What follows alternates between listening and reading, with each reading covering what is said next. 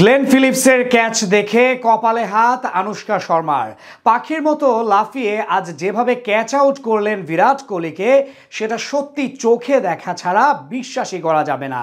শূন্যে ভেসে বাজ পাখির মতো বল তালুবন্দি। একজন গ্লেন ফিলিপস কি সত্যি মানবিক কিছু? যেভাবে একের পর এক ক্যাচ ধরে মাতোয়ারা করছেন ভক্তদের, তা দেখে অবাক হন গোটা ক্রিকেট বিশ্ব। গ্লেন ফিলিপসের এমন অতি মানবীয় ফিল্ডিং নিয়ে বাকিটা জানবো রিপোর্টে। You can't do that, Phillips. You just can't. শূন্যে ভেসে বিরাট কোহলির ক্যাচ দেখে ঠিক এমন বাক্যগুলোই বলছিলেন ধারাভাষ্যকাররা। যদিও তার ক্যাচ দেখে আজ অবাক হয়েছেন পুরো ক্রিকেট বিশ্ব। কেউ কেউ তো বলছেন এভাবেও আকাশে পাখির মতো মানুষ উঠতে পারেন। ব্রেন্ডন ম্যাককালাম থেকে শুরু করে হালের উইলিয়ামসন কিংবা গ্লেন ফিলিপসকে ধরা যায় বরাবরই ক্রিকেট বিশ্বের সেরা ফিল্ডারদের আগমন হয় তাসমান পারের কিউই পাখির দেশে।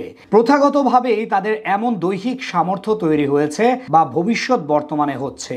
তারই সবচেয়ে বড় বাহক গ্লেন ফিলিপস। ঠিক তার এমন কর্মকাণ্ডের জন্যই বোধহয় মাঝে মাঝে বলতে ইচ্ছে করে, ক্রিকেটে কখনো কখনো বাজ পাখিরও দেখা মেলে। টুর্নামেন্টের শুরু থেকেই আলোচনায় ছিলেন ফিলিপস। ব্যাটিং ও বোলিং বাদ দিয়ে শুধুমাত্র ফিল্ডিং এর জন্যই তাকে নিয়ে এত আগ্রহ ক্রিকেট ভক্তদের। আজ তেমনই কাণ্ড করে বসেন ভারতের সেরা ব্যাটার বিরাট কোহলির বিপক্ষে।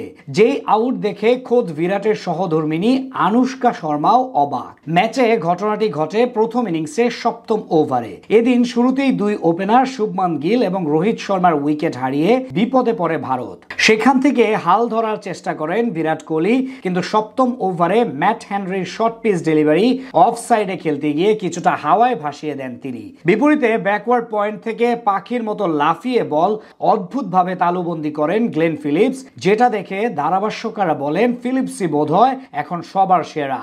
তার এই ক্যাচ নেওয়ার পেছনে আরেকটি বিশেষ বিষয় ছিল। ক্রিজে কোহলির ব্যাটিং পজিশন থেকে প্রায় 23 মিটার দূরে অবস্থান করছিলেন ফিলিপস। এই সময় বল ব্যাটে লাগার পর তার কাছে আসে মাত্র 0.63 মিলি সেকেন্ডের মধ্যে।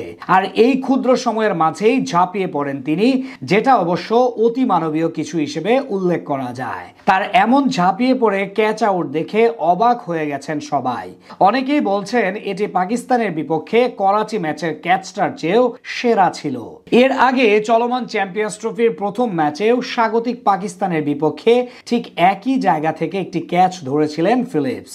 সেখানেও লাফিয়ে হাওয়ায় ভেসে মোহাম্মদ রিজওয়ানের ক্যাচটা তালুবন্দি করেন এই ক্রিকেটার। ঠিক সেটারই যেন রিপ্লাই দেখালেন আজ ভারতের বিপক্ষে। বর্তমান সময়ে যে কয়েকজন সেরা সেরা ফিল্ডার আছেন তাদের মধ্যে অন্যতম বড় নাম ফিলিপসের। প্রায়শই তাকে দেখা যায় এমন ভাবে লাফিয়ে দৌড়িয়ে বা ঝাঁপিয়ে ক্যাচ ধরতে।